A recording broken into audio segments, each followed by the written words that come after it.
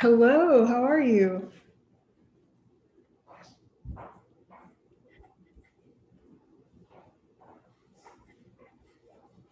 Oh, is your audio on? Sorry, can you hear me? Hmm, I think you're muted. Oh, there you go. Okay. Do you hear me now? Yes, I can. Okay, perfect. Can you hear me? Yes, I can hear you. Awesome. All right, So cool. How are it you? wasn't letting me hear myself, so that's Yeah, why I that's was like, weird. All right, how are you today? good, good. I'm Jason. Oh, nice to meet you. I'm Nice Reagan. to meet you too. Mhm. Thanks for having us. Oh, yeah, thank you for coming so much. Yeah, So my first question is like for those watching who don't really know about you or the band, like if you want to like introduce yourself and like say what you're about, stuff like that. okay. I think the other guys are going to show up too, so wait. Oh, okay. I was wondering if it was just you. No, Okay. no, no, no. I think Ryan and Kayvon are going to show up as well. Okay, perfect. Haven't jumped in yet, but uh, but yeah, I could definitely do that once everybody's here. Yeah, of course. Cool. Mhm. Ah, see, here we go. Nice.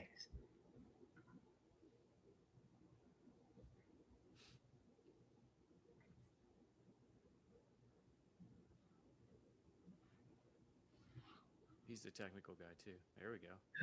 Okay. Can you hear us? We cannot hear you though.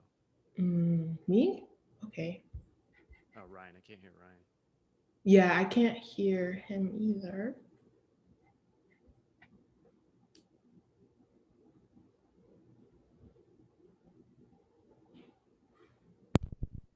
Oh, I think. Heard something. There we go. Okay, Ah, cool. cool. Hello. Hi, how are you? I'm good. I'm good. Oh, we have another one. Yeah, Kayvon. He's sideways, man. I like your art. Oh, thank you. My mom picked it out, so I'll tell her that you said that. Yeah, she has good taste. I love it. Hey everyone. Hi, how are you? Good. How are you doing? I'm great, thank you. All right, everybody's here. Do you want to start? Sure. Cool. So the first question I have for you guys is for those who are watching that don't know, if you want to like introduce yourselves, like what you guys are all about, stuff like that. Sure. We're a three-piece band from Atlanta called Hyperspace. I play what we call nerdy pop punk. Mm, So it's kind of got like a lot of the songs have themes like Star Wars and um, just nerdy fan kind of stuff like that, comic books along that line. that's definitely unique. Oh, appreciate it. Yeah. So if you had to like describe your band as like a color, what would it be and why? Hmm. Anybody? uh, Neapolitan. Okay, yeah, mix it all colors. I like that. I like that. But no, I mean we're pretty laid back. We just high energy. We like having fun. I don't know anything bright. We don't take ourselves too seriously. We're not dark. We're not moody. Mm, But we try to have a really good time, and definitely looking forward to once all of this yeah, passed that we can pick up that high energy. cool. It's like Yeah, bright, anything bright. exactly. Neon green, big pink, just retina, just burning. I That's us. We're out there. like it. So you guys said like, of course, Corona is kind of putting a damper on performances, but what would you say is like your favorite past performance? Jason, go for it. Oh shoot, Jason. Oh, Can you hear Jason or no? I can't. Yeah, no. Gotta love these technical difficulties. I go. Kayvon, you still with us? I am. Okay. Okay, cool. Hmm. Let's see if Jason. Yep. Did he freeze? Jason, try taking the USB cable in the back of your DAW, unplugging, replugging. I've been having to do that with my Focusrite, actually. Okay.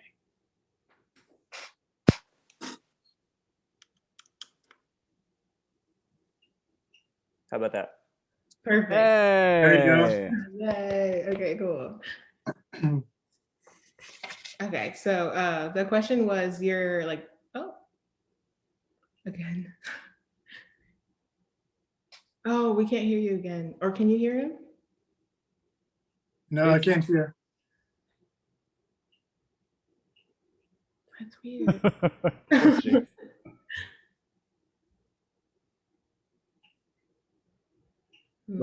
What about that Jason, that thing in our upper hand corner? Remember that turn on original sound? Remember we had problems with that beforehand?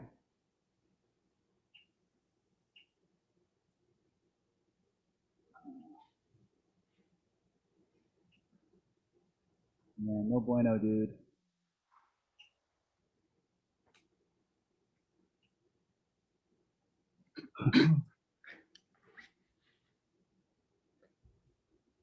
Okay, so he's muted now. Yeah, I'm muted. No good, dude. Maybe, do you want to try like leaving and coming back or, okay. While Jason leaves, I mean, I can answer I'm pretty sure in terms of the question is like a memorable performance. Was that the last question? Yeah. Mm-hmm.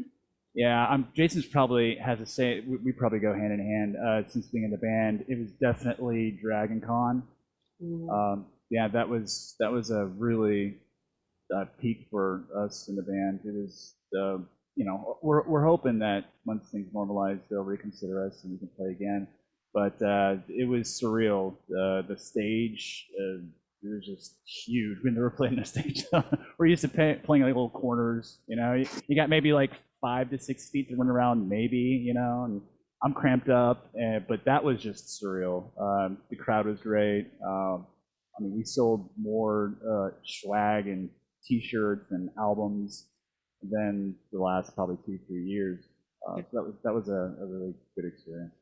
That sounds amazing. I was supposed to go to that like this past year, but I couldn't. Yeah. We actually participated in their first virtual, you know, in the midst of it last year. Yeah, and we did create a video specifically for that, and you know, we contributed what we could to it. Obviously not the same as being there physically, and especially with all the people watching and just sitting around. It's just that's a surreal moment in itself. Just going to Dragon Con, seeing how many people are there. Yeah. But it does kind of beg the question now with like all these social distancing and whatnot moving forward. You know, when I think of how many people I saw the last time I went, I don't know if Dragon Con will ever do the same with those, you know, those standards in place. Yeah, I think it'll be a while. Yeah. Mm-hmm. Yeah, that definitely sounds like a great performance, especially because I know the energy at Dragon Con is always like high. Oh yeah, and it doesn't stop, man. People are up, I mean, 24/7, so it's crazy. But always a good time. Yeah, absolutely. All right. What was your most interesting like fan interaction? When you say fan as with an F, fan interaction? Yeah. Like okay. For me, and then I'll hand it off to Kayvon. I was actually at an art fair, art exhibit off of in Decatur, and I used to go every year, and I was at. And this was actually right before COVID. That it was, and I remember walking down and at a concession stand. I wanted to get a beer or something, and the person behind me was like, "Hey, you're that guy from Hyperspace," and I was like. Whoa. I was like, whoa. He's like, your lead singer's Jason. I was like, you're right. And then we kind of got into a small talk, and apparently they were friends of the bandmates of Bro, and they were a local group that we played with beforehand. We really admire. They're fun. They're high energy, really fast. All great musicians, and yeah, and that's what kind of bridged that. I thought was really, and it was a really busy day too. I mean, there was thousands of people, and then this one person recognizes me, which I was taken aback, but it was a good moment. I was like, oh, okay, all right, I'll take it. It must feel good to like be recognized in public like that. What about you, Kayvon? Well, I mean, I don't really have any kind of interaction like that, but I I think probably one of the most amusing or funny moments was when we played at the Southern Brewing Company, and just a huge amount of kids were dancing That's and right. having fun with the band. So that was a pretty interesting moment. They had more energy than the parents were all just sitting down, just Mhm. in their zone. But they're the kids, like they got a little mosh pit going on. I mean, Yeah. it was awesome. They're running around, and I was like, this is awesome. That's great. I wish I could have the energy that kids have. Oh, I know, right? I know. Bottle up and sell it, Do you guys have any like funny stories as a band or like an experience? Uh, I mean, other than we'll I like Jason will call out a song to play, and I'll start off playing a completely different song, which is it's more like an inside joke. Like we'll all look at each other like, what the hell? What's going? Oh, that song. No, but actually, it does. This is the pinnacle for me, and actually, it goes back to when I first started playing when I was younger, in my teens. But there was this. There's a video of this out there. God help me if you guys dig it up. It will be hilarious. So I was in my mid-teens, and there was a talent show, and I was playing in the band called the Merbs, with an M, the Merbs. And so there's this part of the song where it crescendos, and it's like a snare roll, and it just builds up this energy. And so I'm in the zone, I'm doing it, and all of a sudden I went to hit the snare, and when I went this motion, the drumstick flew probably 20 feet in the air. No joke. And then a lot of people, in retrospect, they thought it was all faked and staged. But in all honesty, it was like it happened to fall up, hit the front of the drum set at the perfect moment. The guys kept on playing, and I'm running around. And of course, I was like 14, and no, I didn't have an extra pair of drumsticks. Those were my drumsticks. I mean, it was just, I was 14. I didn't have a lot of money, and I held on to drumsticks like they were, gold. And I ran around, found it, and just when I grabbed the drumstick and went back and sat down, we ended this. I mean, it was like a perfect exit. And it just everything fell, but people went crazy. People went wild. Like it was, and they thought it was completely. To this day, people still think it was staged. I'm like, no. That was for real. I don't know how I did that, but Best things happen on accident, I feel like. but yeah, there's a video of it out there. Someone has it. It's awesome. It's hilarious. Oh, Jason. Could we hear Jason still or no? I don't think so. No, I don't hear him. Poor Jason. I know. Okay. Do you want to continue or? Okay, cool. Okay, so you guys have a new album. Check. Oh, okay. You hear that? Thank you. There you go. All right, cool. I'm not going through the mic anymore. I'm just using the mic on the actual computer. Okay, cool. Sorry about that. No, it's totally fine. It's. I was just gonna say, what was I gonna say? Now, like I can lost my train of thought because I was worried about the mic. The funny story about this band was we played a show. God, I think it was like 4 years ago. We were at the Masquerade, and I had a cold and I shouldn't have been singing, but I was singing anyway. And we have a song called Chewbacca, and we have like a Chewbacca noise that Ryan would hit on like a drum pad, and it would be a soundbite. And we were like, we might need some help on this song. Instead of hitting the drum pad, somebody would actually make a Chewbacca noise. That's cool. And I was like, can anybody do that? And out of the crowd there was like this, like it was perfect. It sounded just like him. So we were like, please come up to the stage. So he was just making the noise throughout the whole song, not where we planned it at all, but again, the people in the crowd were just having a good time. So that's great. Having him record onto his phone, and then we put it on the album when we recorded the song. That's so cool.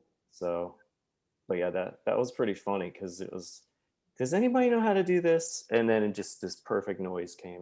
It was meant to be. Yeah. So you guys had a new album that came out in 2020 called Emulator. I loved it personally. I listened to it. Thank you. Yeah, my favorite song is probably Baby Baby. I like that one. Okay. Awesome. What was like the message or the vibe that you wanted to convey like with that album? You know, it was weird because that was sort of we had released the album before that was Delusions of Grandeur, and that sort of cleared out all the songs I had written and had like a back catalog of.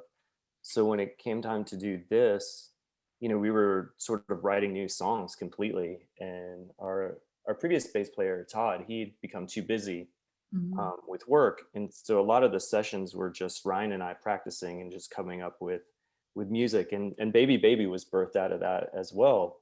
It was he started playing this drum beat, and I just sort of did this sort of sleazy guitar part over it, and we just sort of tried to make it work. And yeah, a lot of the songs just started with Ryan and I just sort of jamming on different ideas. There were a couple songs like I think Jackie I wrote sort of completely like the lyrics or at least the structure of the song and then brought it into the guys. Um, but with this, also Ryan was like sort of pushing and challenging. He's like, okay, well, why don't we make this song a little bit longer here? You know, can we have a song that sounds like the band Blur? You know, song two, that woohoo. And I was like, I can't make a song like that. That's a song's a classic. How am I going to compete with that? And he's like, I've even got the drum beat, and he started playing it, and it was amazing. And you know, I just for whatever reason before everyone showed up, started playing this little guitar riff, and I thought maybe that could work over what he was doing on the drums, and so it did, and Kayvon added his bit to it as well, and that became the song Halle Berry. Oh, that's cool.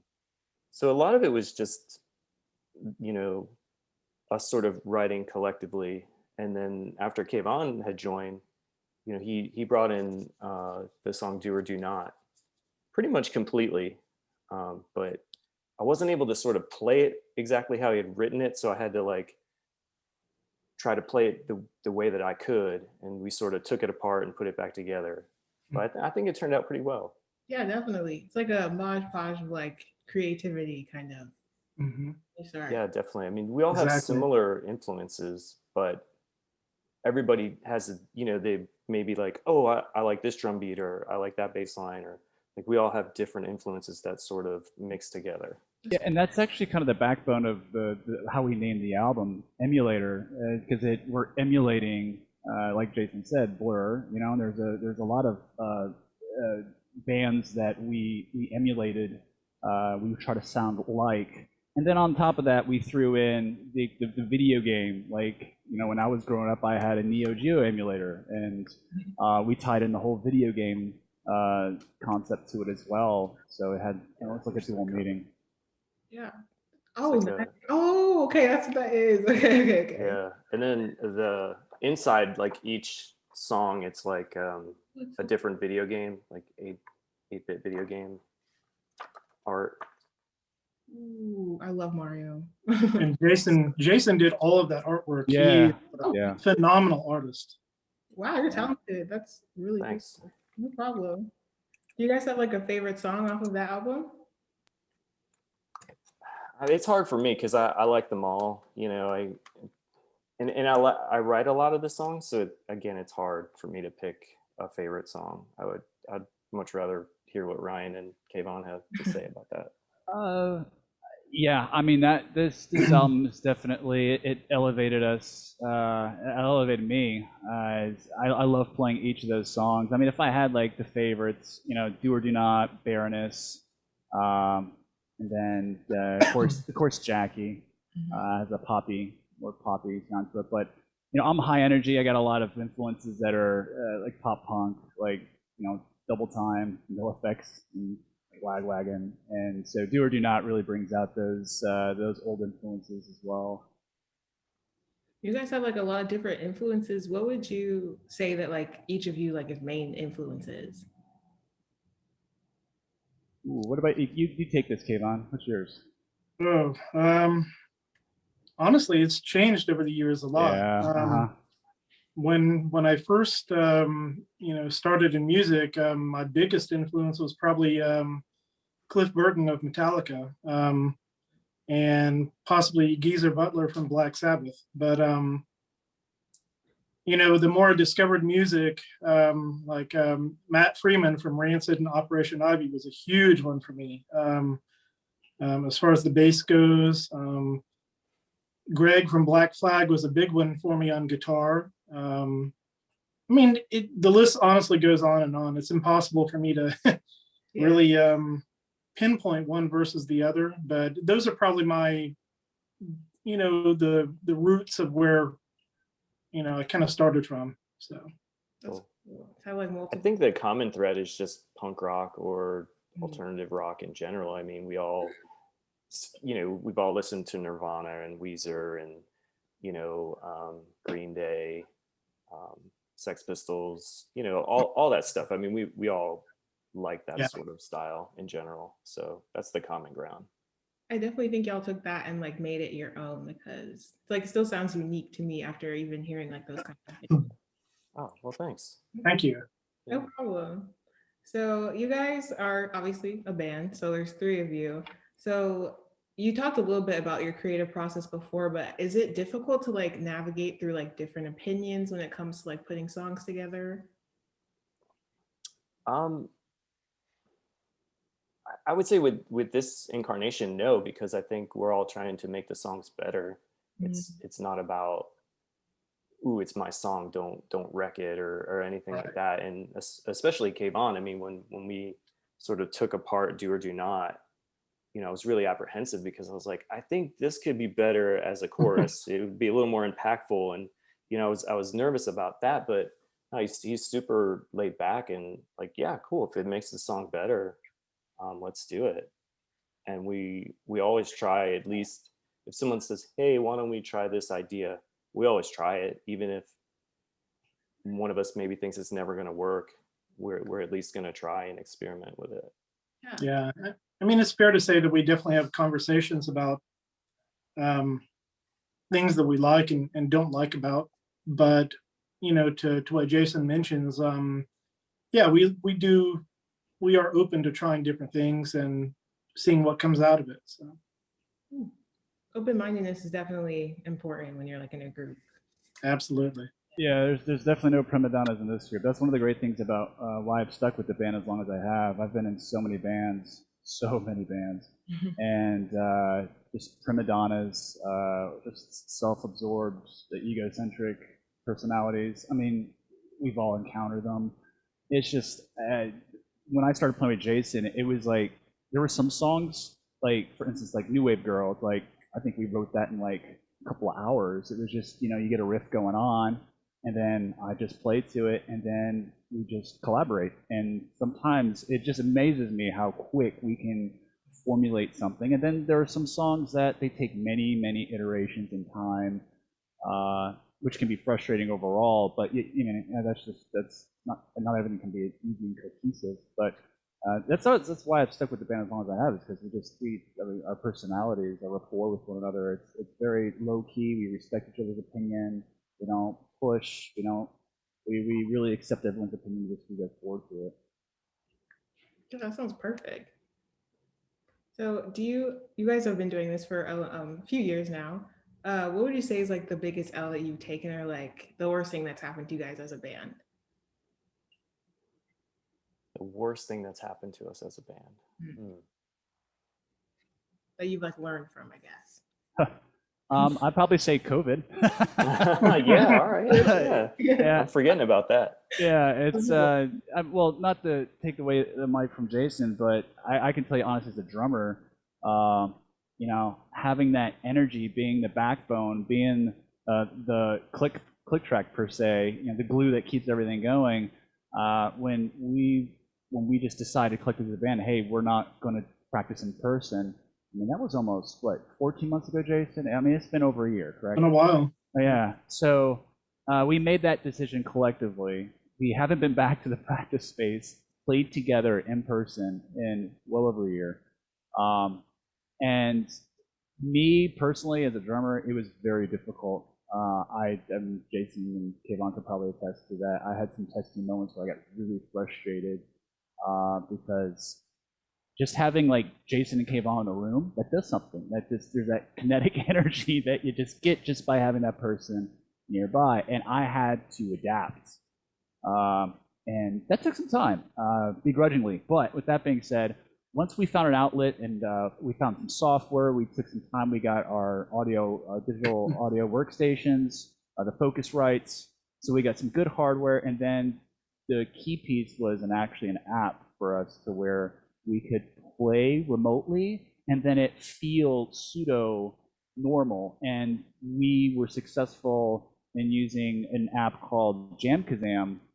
It started off very primitively, but then there was so much forward momentum with the company. The company made great strides, and now when we play, and to this day, for these 13, 14 months, we still practice remotely through this app, and I can say I'm almost nervous how I'm going to feel playing in person again. It's going to be really interesting.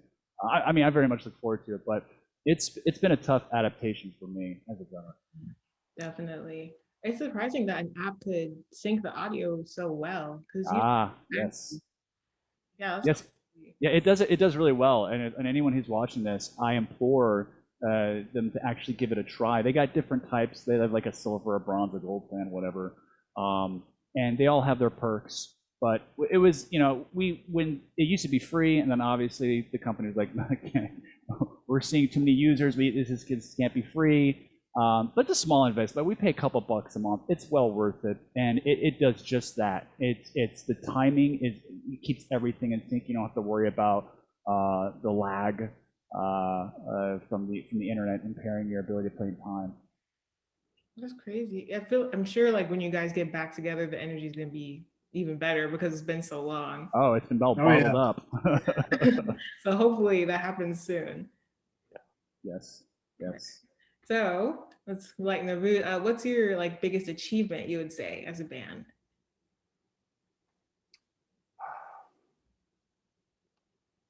I mean, we've done so many really cool things. I think Brian had said earlier we played Dragon Con in person, and then actually we played it virtually last year. But just that we put out 4 albums, I mean, that's a feat in itself. And it's all on Spotify and iTunes and all that stuff. So I mean, I'm really proud of everything that we've done so far. Yeah, I can echo exactly what Jason's saying. I'm really proud of our most recent, when we went to this studio for Emulator. One thing I can say is when we go into the studio, we don't have the luxury of having a 6-figure, record company, saying the sky's the limit, take your time, take months, take years, whatever it is. We don't have that luxury. So all of us, when we go in there, we're very streamlined. We're the eyes on the prize. I go in there, I give my best. Time is money. Sounds cliche, but I'm proud of us because like we go in there, we hone in. There's no one slacking, no one's no one's just like just lackadaisical. No, everyone is there on a mission, and I'm proud to say that Emulator.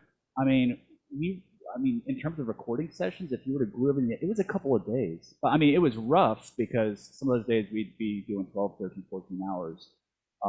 But it's rare, especially like I said with all the bands I've been in, to have 3 people, 3 bandmates, all share this collective vision, determination, go in there and appreciate each other's time and efforts. And I look at the end product, I'm extremely happy. So yeah. That's great. Like they all share the same goal. It makes things efficient. Yes. Okay, so this question is kind of random, but are you guys into like conspiracy theories at all? I don't want to talk too much, but I would think there's a holy grail of any type of musician-related conspiracy theory would probably be Kurt Cobain. Did he kill himself, or was he murdered? And it's interesting. I was reading that there was actually they did an interview with like Cuomo, Rivers Cuomo, Weezer, and he rehashed it. He actually talked about it too. And I was just there to see an interview with Weezer, but then he actually brought that in there, and it was like it dusted off memories because I remember when that happened as a kid. I was just born. I owned every album of Nirvana. We covered all the songs, and it was always you always have that You know, actually, I think there's a book about there where people are still under this impression, oh, he was murdered. Someone There's murdered multiple him. books. There are multiple books. Yeah. That was that whole documentary. What was it, Soaked in Bleach or something? Yeah. Yeah, Yeah. it's definitely after watching that, I'm like, you know, I think John Davis from Superdrag even commented on his Facebook or Instagram, and I was like, wow, here's like a, you know, musician, famous musician commenting on this situation. That's like, you know, kind of strange. One that because I know you guys like Star Wars, there's one called the Mandela Effect, and it's basically like people remembering things, like a whole like big population remembering things differently than they actually happened in the past. So the famous line, like Luke, I am your father, apparently is actually no, I am your father. And you, Hmm. yeah, Correct, yeah. is that true? Do you guys remember it that way? Or you just, Yep. okay, so maybe, Sure. I don't know. I remember it as Luke. I don't know why like half the world remembers it that way, but yeah. Well, I think it's also Star Trek. It's beam me up, Scotty. He never says that. He just says Yeah. beam me up, or, you know, 3 to beam up, whatever it is. It's just everybody remembers him saying it, but he's never said it. That's so interesting. Okay. I feel like maybe, because it's weird how different people all over the world like remember it the same way. Yeah, definitely. So, as there being like, oh, sorry, pet peeves. Do you guys have any like pet peeves, just like in general? Hmm. I'd say people trying to take advantage of someone else, whether that's, you know, they're using their influence, their beauty, their whatever. You know, that just really kind of gets me down. You know, if I see somebody like just taking advantage of someone else, you know. Yeah, I feel like especially like in the music industry, like things like that happen a lot. Yeah, a pet peeve of mine is this is a huge one, is the abuse of auto tune. So when we're in the recording studio, I mean they push it hard. You know, like we could tune this out. It's like it's crazy. It's like even today, I know we don't even see the litany, the arsenal of tools a lot of these pros have. But I'm blown away that they can literally, I mean, they could have made me sound perfect on the drums. They could have made my voice sound perfect. And that really bothers me to this day. It really gets under my skin. And I'm glad, again, as a band, we can collectively say when we record and we do mixing and mastering, you know, Jason's adamant, do not tune my voice, you know. And I'm glad because, you know, I don't want to be a hypocrite.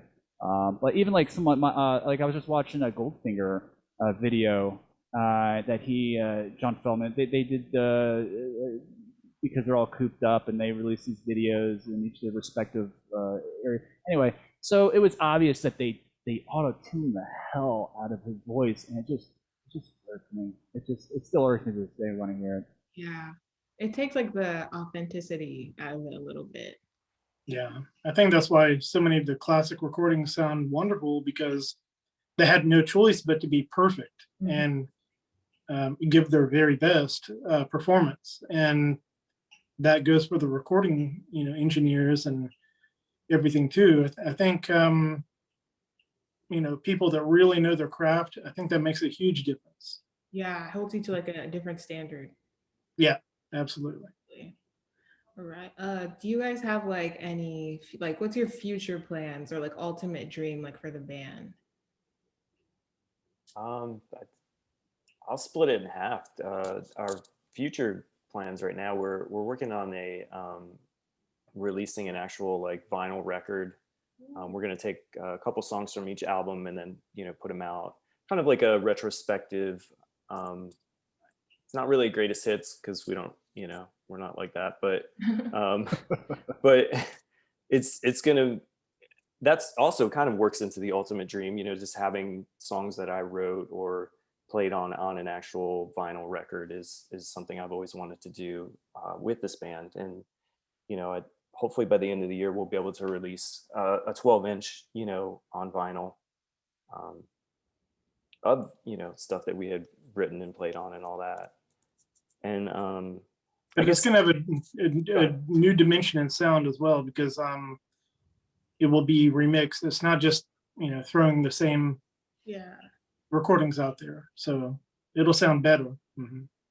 Sorry, Remixed, Jason. remastered. No, it's okay, man. Yeah, no, it's good to mention that as well, because it's not like, hey, we just took 10 songs and put it on vinyl. You know, nobody would probably be interested in that. But just refreshing the mix, that kind of stuff.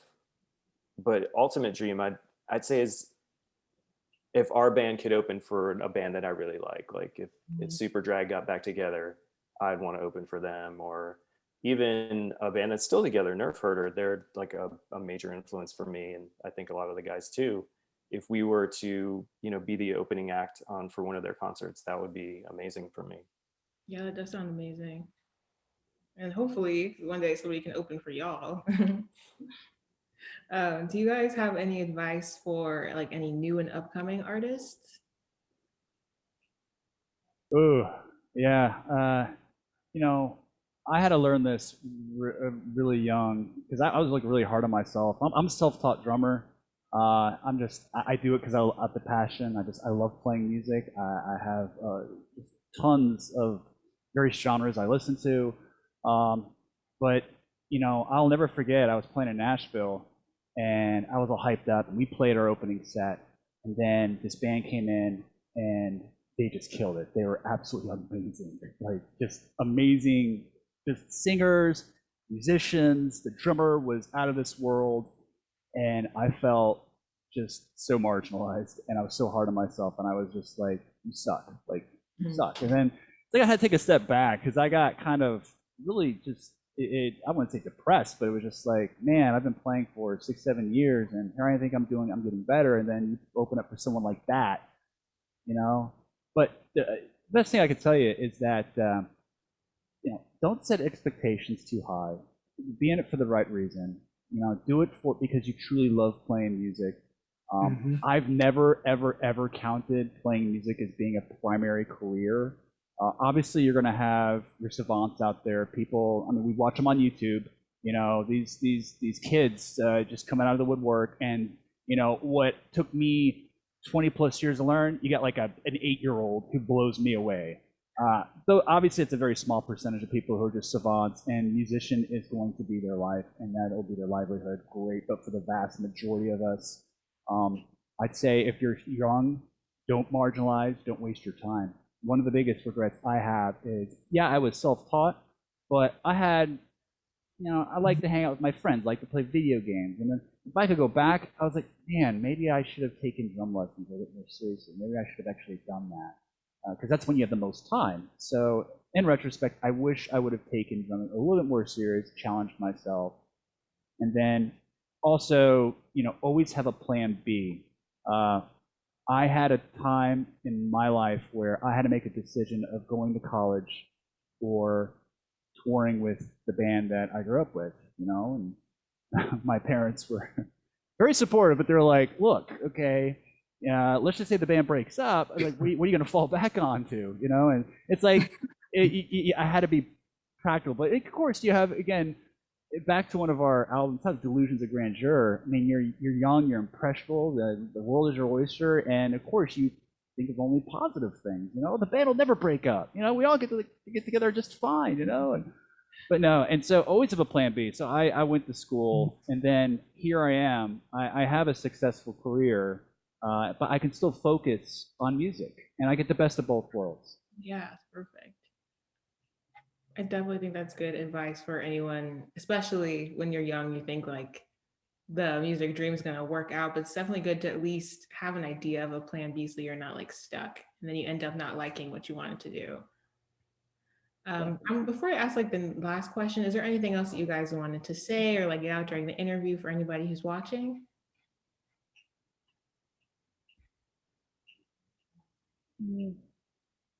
Jason? Gets, huh? It's okay if not. Yeah, nothing's coming to mind at the moment. Covered it all. I think so. I mean, I would say this is that when this is hopefully there's light at the end of the tunnel with COVID. I mean, I am foreseeing a resurgence of live venues because I do know that a majority of them have been wiped out. We don't know what's going to happen to a lot of them, the mainstays, the hallmarks of Atlanta. Yeah. But I'm anticipating, I'm being, the glass is half full, optimist that we're going to see a huge resurgence of live music, venues, and I implore all those who are watching, at some point in time in the future, we're going to have those venues to play, us and other musicians. Because right now, let's just say if COVID was cured tomorrow, I wouldn't even know where to play. Like, I don't even know if the Masquerade is still around. I don't even know if the Highlander is still around. People should be thinking that, okay, once and things, the COVID rates are down. If we can just get, obviously the majority of Georgia inoculated, and then we should start planning for, okay, how are we going to celebrate? What can we do? And how can we open up more venues for musicians to play, to share their music? Yeah, I definitely think people are going to crave live music or anything live and in person after all of this. Absolutely. I definitely agree. So I certainly hope so. yeah.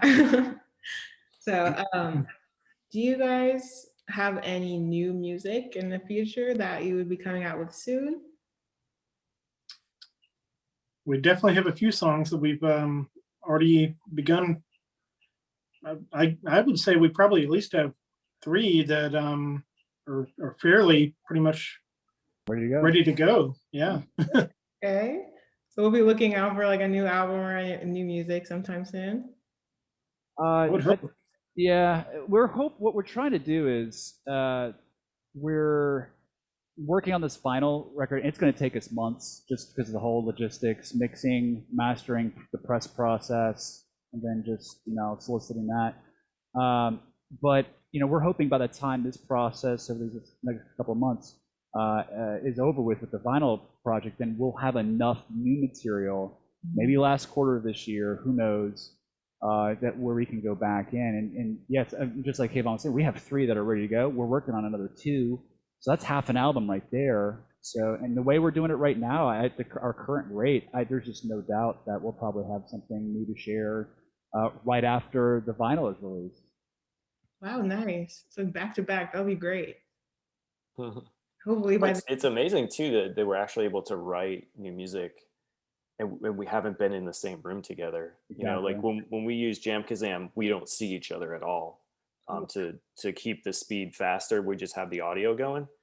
So it's like I can't hear the notes. So if Kayvon's playing something, I'm like, what are those notes? So I can try to play it with him where, he may be able to hear what I'm playing. He can hear the notes so he can catch it on a little bit. But yeah, to be actually creating music and not being in the same room or seeing each other even is really bizarre.